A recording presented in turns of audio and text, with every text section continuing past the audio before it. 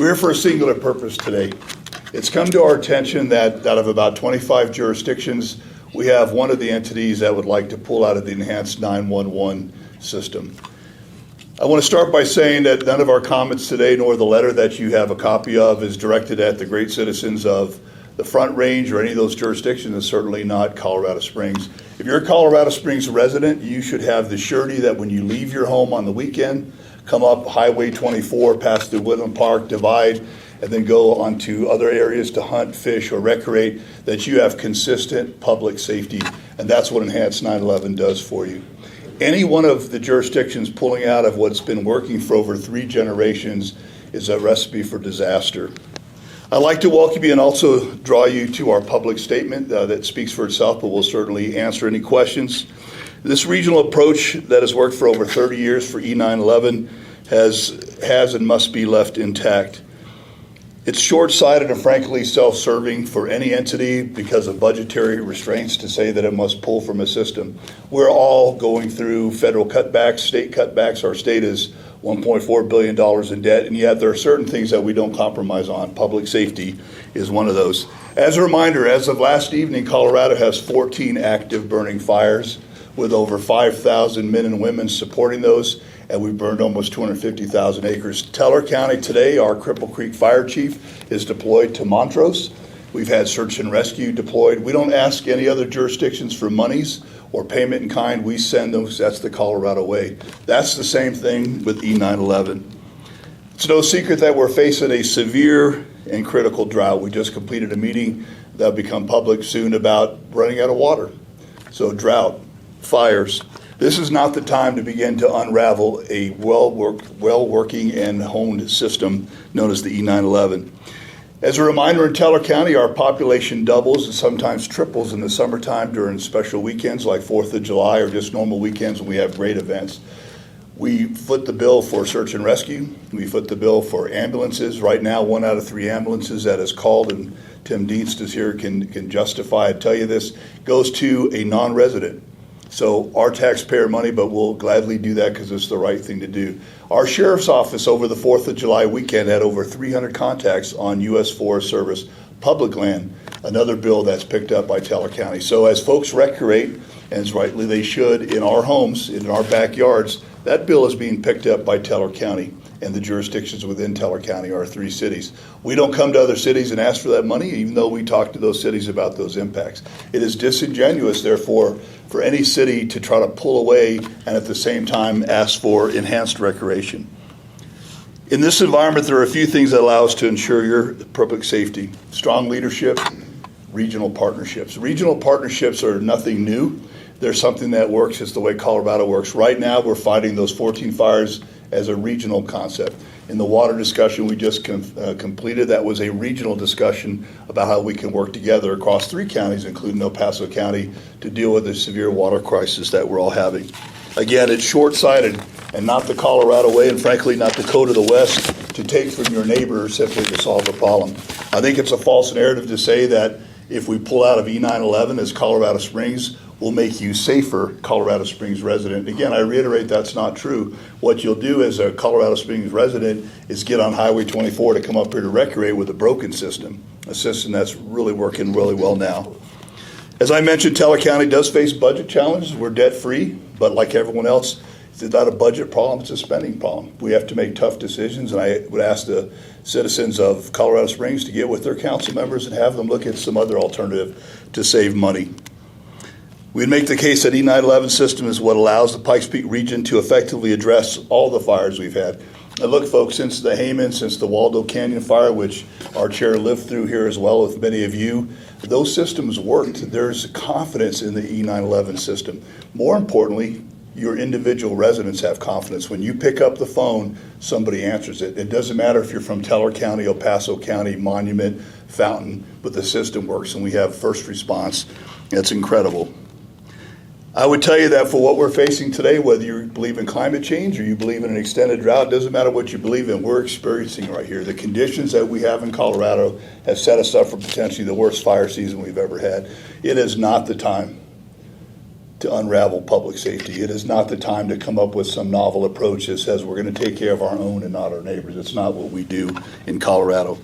As I mentioned, there are over 20 impacted jurisdictions, and Teller County's impacts are very severe.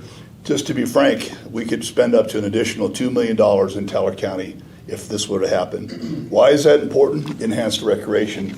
Right now, we are being inundated in Teller County with requests for recreation and more recreation.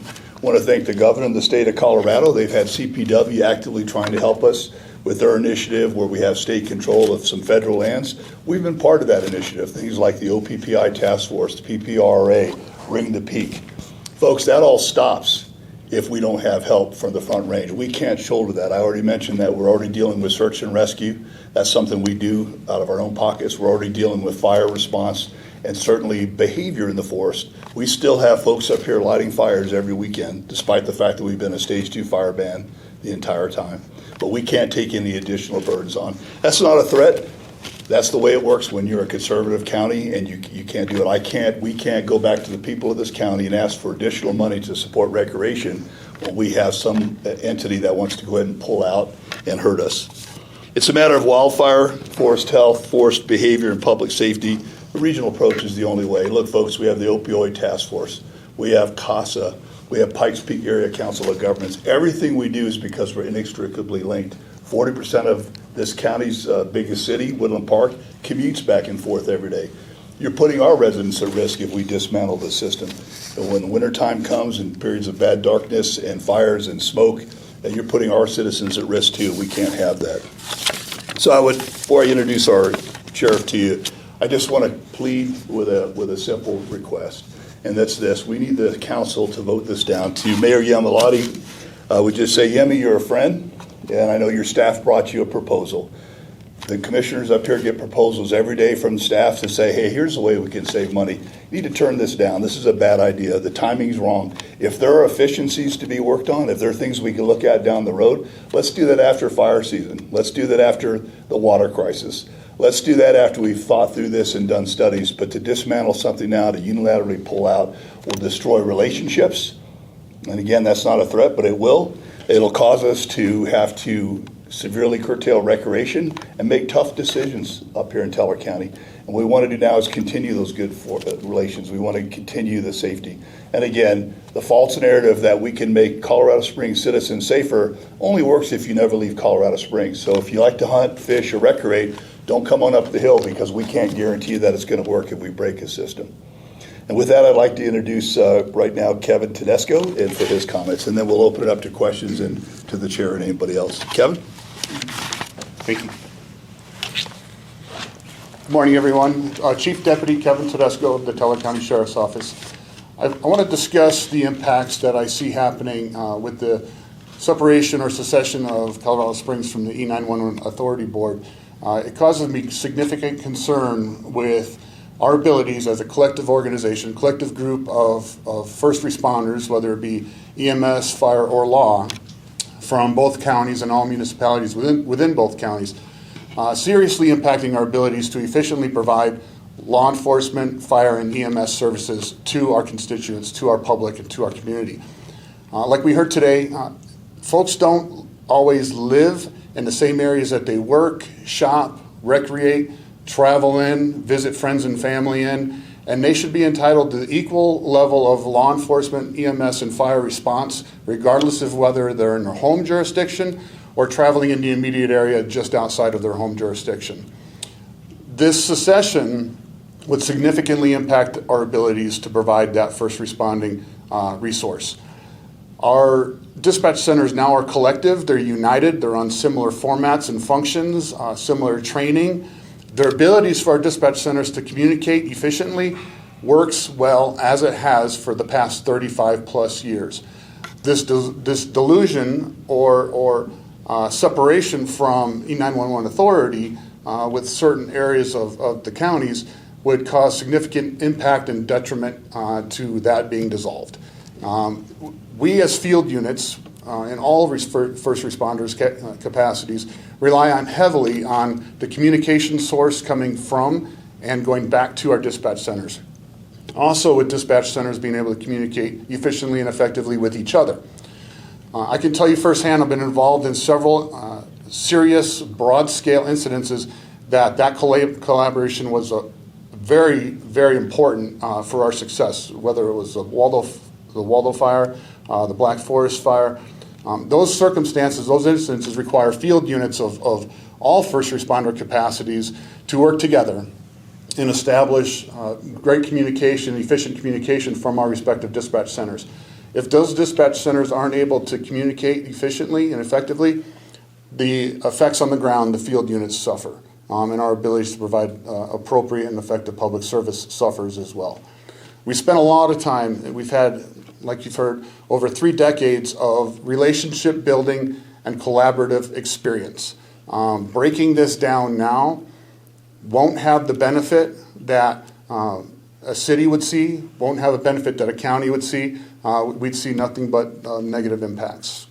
I do believe that it's imperative and very important that we maintain this cohesion, that we keep working towards progress and efficiency, and keeping our county safe collectively. Our abilities to provide public service, whether it's fire, law, EMS, does not lie solely within the boundaries of a municipality. It trickles out, it bleeds out. All of us, every single one of us relies on multiple dispatch centers at any point in time in our day. Everyone here has relied on multiple dispatch centers just to get here safely, and you can rely on multiple dispatch centers just to get home safely. And I don't want to see that break down.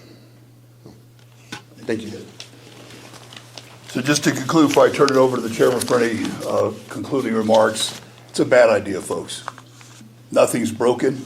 The system is highly optimized. It's been proven over many, many instances. It was proven last night when Eric, Bob, and I got the normal text that we get that there's another fire in Teller County, which, by the way, we've had every day. It's proven when someone is pregnant and needs to get to the hospital or needs EMS. Nothing is broken. 2, as Kevin said, standardization matters. We are optimized and standardized. I remind the citizens of Colorado Springs that we have an IGA between our sheriff's department and Sheriff Royball's department. We work together. There are no jurisdictions when we chase criminals. Why should there be jurisdictional changes or upset when it to non-criminals in its coverage? So standardization, regional concepts, and there's a political cost here too. Look, folks, we understand that we're the playground for the Front Range. We appreciate folks that come up here to be tourists. We appreciate folks that want to enjoy the same beauty that we're blessed to see every day. But there's no free lunch. And you can't break something that's working and then expect to have an enhanced recreation. And so we really want to hope that this gets resolved in a positive manner. We're asking the council to turn this down. We're asking the people of Colorado Springs to make your feelings known to your council members and to your mayor. It's a bad idea. And again, we have friendly relations with Colorado Springs. We want to continue that, and we're hoping that this was a bad staff product brought to key leaders and that they'll look at it and sensibly say no. And with that, I'd like to turn over to our chair, Eric Stone. Yeah, thank you, Commissioner Williams. I'd like to certainly thank the press for coming out and hearing about this important issue. You know, it's interesting to point out when you leave Woodland Park and you drive to Colorado Springs, you actually go through about 8 to 9 different first responding agencies. And all of these agencies all have mutual aid agreements. And with these mutual aid agreements, it means that when they leave Woodland Park, when they leave Cascade or leave Manitou Springs to go out and respond to an accident or to a crime that may be happening, is that they're passing through, and it's somewhere there could be in the future be an invisible line where the seamless E911 that we currently have will now have walls, and that they're not using the same systems, that they're not using the same equipment.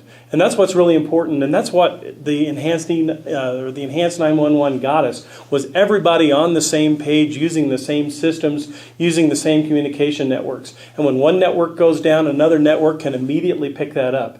So it's for, as Commissioner Williams said, public safety is number one. And if Colorado Springs, if they don't feel like they're meeting the mission, then let's look at the mission. But if it's about money, then we're focused on the wrong thing. Because we can work together and have a system that is efficient, that is effective, but again, most importantly, seamless. And with that, we'll certainly accept any questions. We have representatives from Woodland Park Police Department. We have Northeast Teller County, I always try to say ambulance district, but it's health district now. But we have UPRAD up here who serves our entire region as well. So if there's any questions from the press, everybody is available for questions. I do have one question. Can you kind of walk me through if someone does make a 911 call and it crosses those jurisdiction lines, what the process now is of handing off a call, and with this broken system that is possibly at play, what kind of disruption they will have to, the hurdles they will have to jump through to get those calls transferred? Chief or Kevin? I can answer that question.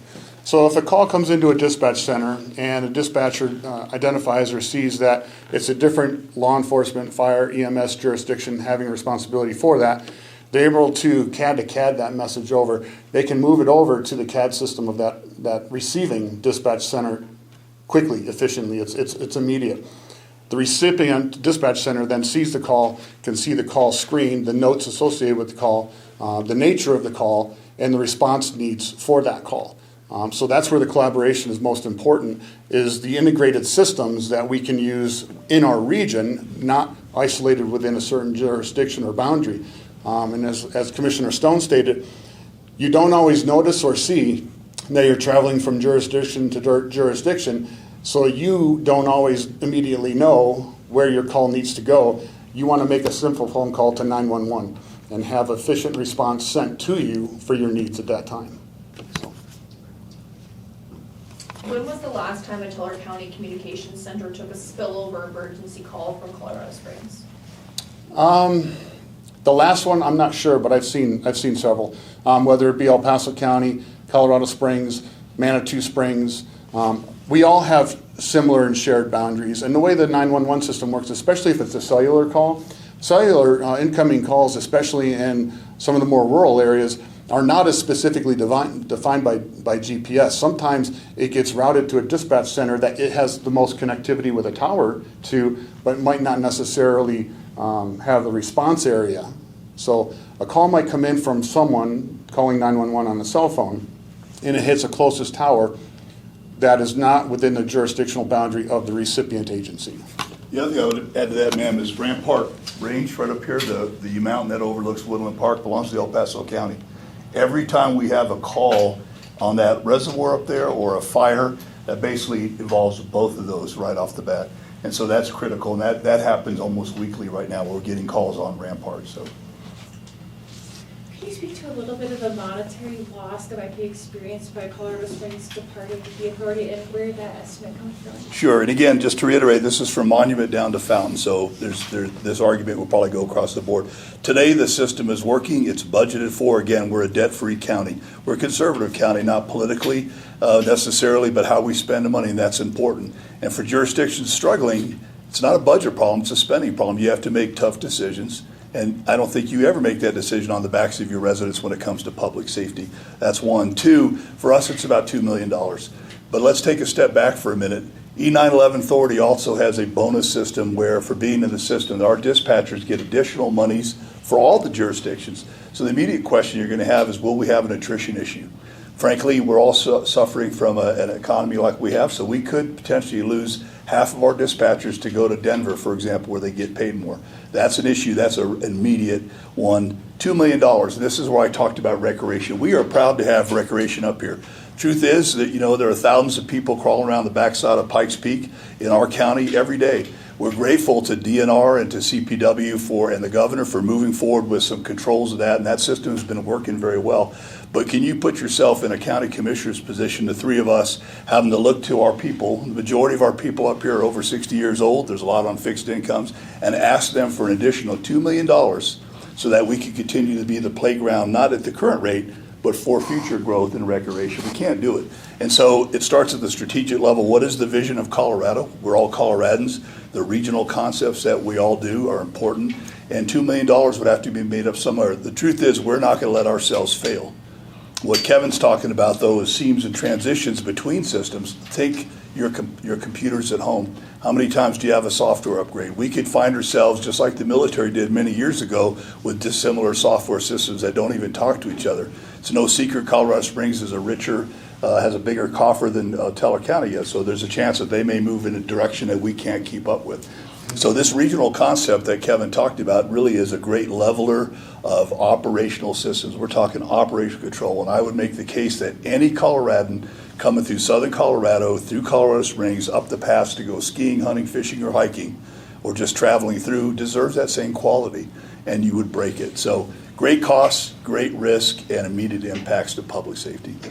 And does the authority essentially having, this amount of money in the Teller County, I guess, still, I guess, somewhat benefiting from with Colorado Springs leaving, could you explain, I guess, what the impact could be on your budgetary concerns since Colorado Springs hasn't decided an actual date to leave? Does that impact your fiscal conversations for next Sure. year? Is that impacting anything else? We're in the middle of a budget cycle right now. The state's a little different, but we'll take our discussions all the way to the end of the year. What we've been told, correct me if I'm wrong, Chair, is January 27.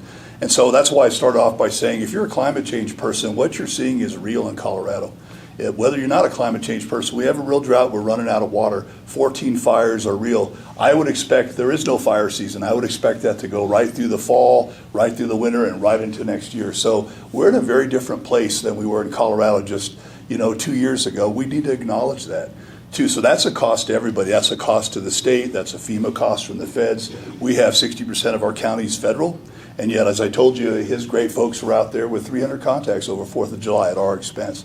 So everybody is feeling the burden of just living in Colorado because of the natural occurrences that are happening. And then add recreation impacts. I was on the line yesterday with a wildlife biologist from CPW talking about the mule deer populations up here. And it's no secret that a combination of development and activity has caused our mule deer population to decline. Those types of things. So it's all interrelated. And I would say that any jurisdiction that wants to pull out of that is going to, by pulling out, cost somebody else to spend more money or more effort. And again, it's not broken. We have plenty of things that are broken in this country, and there's plenty of things that we're divided over. Let's not fix, or let's not break something that's already fixed, if that answers your question. But yeah, $2 million, immediate impact, and no ability to come up with extra money to keep people up here where everybody's having an affordability issue where it costs a lot of money to live everywhere. Have you or someone else from the county had conversations with the city council, or the mayor? And if not, are you interested in having a dialogue? At this point, no. At this point, we made our feelings known. That's that letter. We would certainly sit down. I believe Commissioner Stone could answer that, but we're on schedule to go to a work session in August. But what we're appealing for here is take it off the agenda. What a silly idea. This makes no sense. And, we're being very clear and very careful in our language, but we're also being respectful. We respect the fellow citizens in our country and in our state. Why let it go to an agenda because one person has put it on? And I appreciate the jurisdiction, but I know, Eric, I think you had some dialogue in terms of what we might be able to do, but again, want to be really clear. Eric?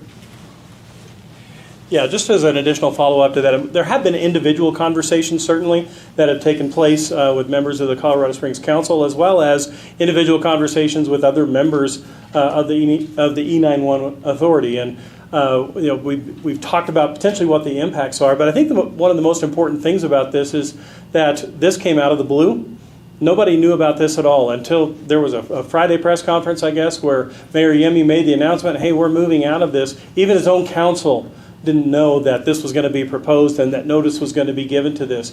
And, on its face, that's not great governance, but we have an opportunity, to fix that. And we fix that by coming to the table, not leaving the table. And if there are concerns about the E911 Authority, then great. Well, let's do that through the authority itself. We all have seats on that authority, and we can work through any concerns that anybody has about how those monies are allocated. But again, as I said earlier, if it's a question of just, we'd like a few $1 million in our coffer so that we can redirect that in a way that doesn't make anybody any safer, but in fact makes people outside of Colorado Springs less safe, we don't think that's a good idea. And again, as Commissioner Williams mentioned, we have so many boards, so many collaboratives that we do with El Paso County.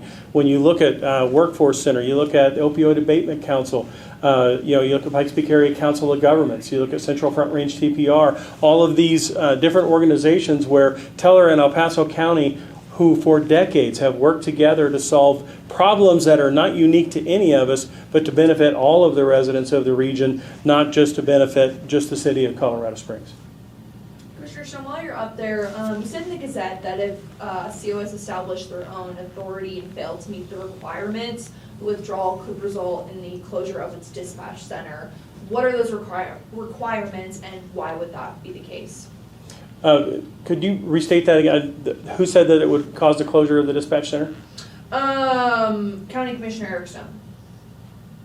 I don't recall saying that, Okay. but I can say when you look at a picture of reduced funding and you look at the different dispatch centers around, whether it's Teller County's dispatch center, Cripple Creek, which is smaller, Woodland Parks, which is smaller, they are doing a job right now with the budgets that have been appropriated through E911. When that has a potential to go down by 20 or 30%, all of these organizations have to look at it and say, can we still meet the mission and do that with less money? And if they can't, well then do they have to give it up and turn those services over to somebody else? And it actually brings up a way that the E911 authority has actually worked. You look at the city of Fountain. Several years ago, they had their own dispatch center, and ultimately the decision was made there to give up their local dispatch center and turn it into the consolidated through El Paso County, which is how it's also handled in Manitou Springs, in Monument, in Palmer Lake, in Calhoun, and all of the areas around Colorado Springs. Is they've moved to the consolidated approach, and that might be the future here in Teller County. But for where we are today, we do have to look at the numbers of it, and it's up to those individual municipalities to determine, is there going to be enough meat left on the bone if Colorado Springs pulls out? And there is one other option. Commissioner Williams kind of alluded to it, which is within the PUC structure, for those that are still within the 911 authority should Colorado Springs move out, is would it trigger a necessary increase in fees to all the residents within that area to keep those dispatch centers up, running, and effective? That just the pulling out could actually end up with essentially increased taxes for everybody else. And from that, it goes back again, is the mission being met? If the mission is being met, then why are we making decisions that are going to cause certain people to potentially have their fees increased in order to keep the same safety that they had under the old system, which, as Commissioner Williams said, wasn't broke? So if this were to happen, what's kind of the plan moving forward for the county? Well, the plan for the county moving forward is I have been in communication with the president of the Colorado Springs Council. They're having a work session on August 10th. They've invited us to come down. There's going to be a presentation at that time from the E911 Authority Board about the status of the E911 Authority and make the case, I hope, for why Colorado Springs would want to remain part of that. And then we'll be able to be down there as well and to make a case as well for why that all of the Pikes Peak region benefits from Colorado Springs, El Paso County, and all the municipalities and all of the special districts being involved in the same E911 system. Why that benefits everybody much more than it would benefit Colorado Springs from holding just the additional amounts of money that they may be able to get by withdrawing from the partnership. Do you believe this has harmed the county's relationship with the city? Not yet, and that's what we're trying to avoid. We have so many boards that we work together on and have been really effective. And frankly, we have great friendships. We have great partnerships. Everybody standing up here serves on a board that's El Paso Teller and cities combined together. Everybody up here, we all work together. And this would be like the first step of putting a crack into those relationships, and we don't want that to happen. So the short answer is no, it has not damaged the relationships, and we don't want it to. And that's why we'd like the city to not reconsider, but to set this aside and say, you know what, it's a bad idea. We don't support it, and we'd ask the council to not support it. I have one last question. Springs is pointing to other cities like Denver that have their own 911 authorities. So how would things change if Springs has their own? I'm going to leave that to the experts on dispatch, if they have a good answer. I'm not entirely sure how successful or unsuccessful that model may be working. I've heard some detriments to it, but nothing as specific as I could address here today. But I know that some of the detriments that I've heard to that is not something we want here. So to add to what Kevin said and what the chair said, and very well said, Eric, Denver has 3 million people in the Denver metro area. They have near perfect communications. We have areas of our county that don't have electricity. We have areas of our county where you can't communicate. Since we've been a commission, we've had 2 airplane crashes up here. It's private. We're underneath major military training routes. You can only imagine if two F-15s collide above us or a C-130. We have 7 military bases within 35 miles. There is a lot of activity here. If you bring your child up here and you lose your child in 2 million acres of Pike National Forest, you're looking at the experts behind me that can go find that child. You know, if you've hurt yourself, we have seen catastrophic injuries due to these ATVs that go way too fast. We've got lots of issues that we're working friendly with the BLM and the National Forest. In fact, a month ago, we had a big meeting with law enforcement because there's an issue. If you think that the majority of people come up to Teller County to leave no trace and leave it better than they found it and leave it better for their grandkids, I would tell you there's a sizable population that don't care. And I say that because we're still putting fires out in a time where we have the worst fire season we've had in many, many years. So I say that Denver Metro, God bless them, it works for them, but it's very, very different. This is rural Colorado. 75% of Colorado is rural to frontier. And we desperately want folks to come up here and enjoy our beauty and bring the tourism and catch a trout and go hiking. But you got to understand there's responsibility that comes to it. We're not a junior partner. We're a co-equal county, and we want to be heard. Now, as you asked our commissioner, our chairman, there's lots of things we could do to make up money. We could charge a recreation tax. You imagine a poll station and come in and tell our county, says, if you want to do anything up here, that's what happens when jurisdictions fail to work together. And the regional approach is so we can all have shared pain and shared benefits. And it's the Colorado way. You know, our governor said that, our DNR has said that, everyone said that. That's how we do everything in Colorado. So this is abhorrent, it's wrong. And as Eric said, we're gonna keep it friendly. It is friendly. My call, though, our call is just take it off the agenda. This is a bad idea. It was a staff product that wasn't bubbled. We never do anything without stakeholdering. We complain when the state does that to us. When we get legislation we haven't seen, this is wrong. And if you're a citizen listening today, make your feelings known to your folks. Anybody else have anything they want to add before we give you guys the final? Bob, did you have anything you want to answer? Not at this time, thank you.